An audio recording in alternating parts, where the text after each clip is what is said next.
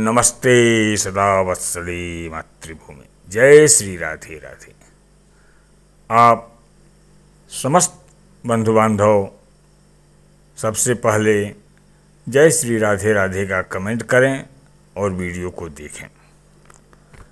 हमें आपको कभी कभी जीवन में अप्रत्याशित परिस्थितियों का सामना करना पड़ता है।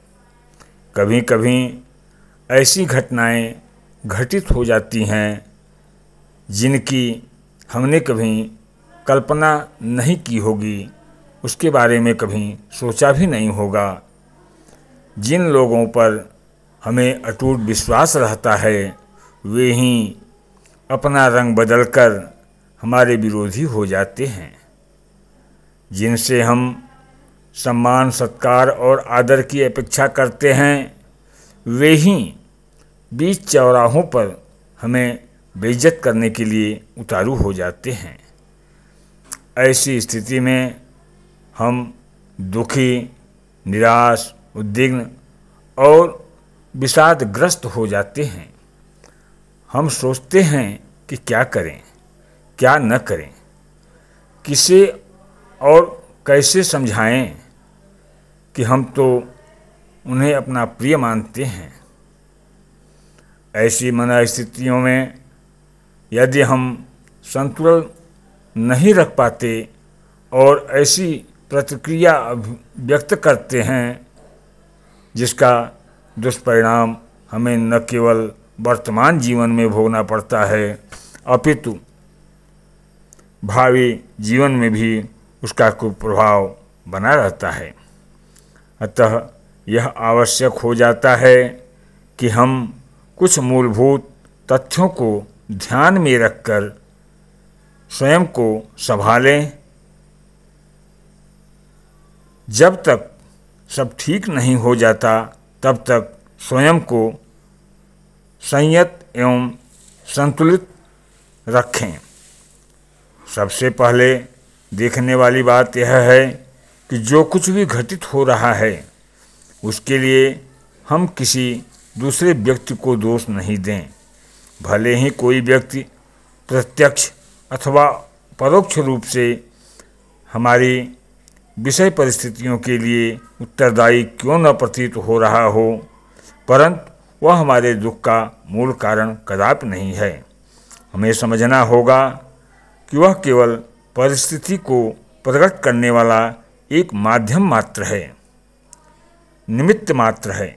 विचार करें, यदि कोई मोबाइल हमें कोई दुखद समाचार देता है तो क्या हम उस मोबाइल को उस दुख का कारण मान सकते हैं? नहीं, वह तो समाचार का वाहक मात्र है।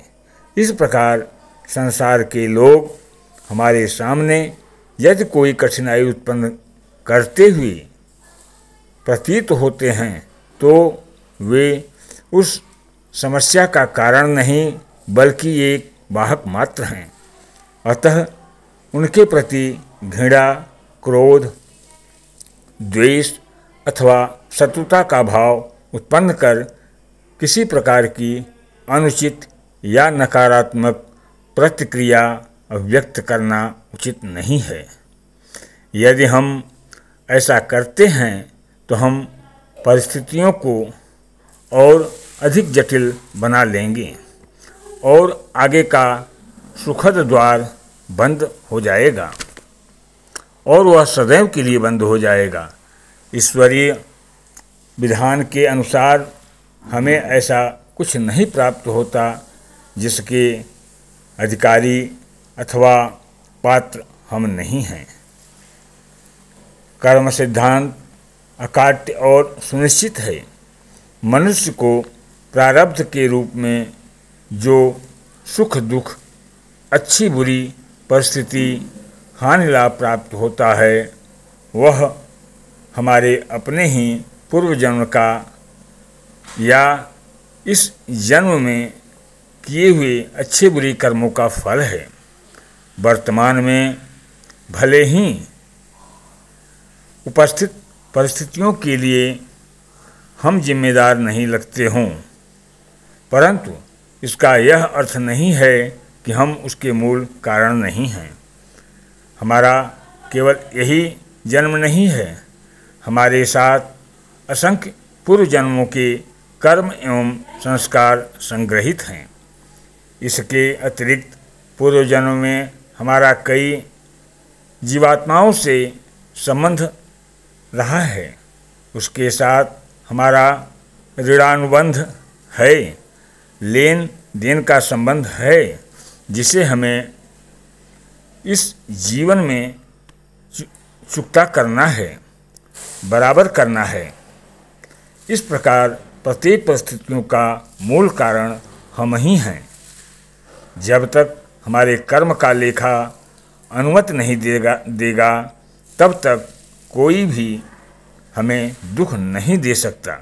श्री रामचरितमानस में श्री लक्ष्मण जी निषाद राज गु से कहते हैं, काहू न को सुख दुख कर दाता, निज कृत कर्म भोग सब भ्राता। हे भाई, कोई किसी को सुख दुख देने वाला नहीं है। सभी लोग अपने कर्मों का फल भोगते हैं। यही परम सत्य है। महापुरुषों का कथन है कि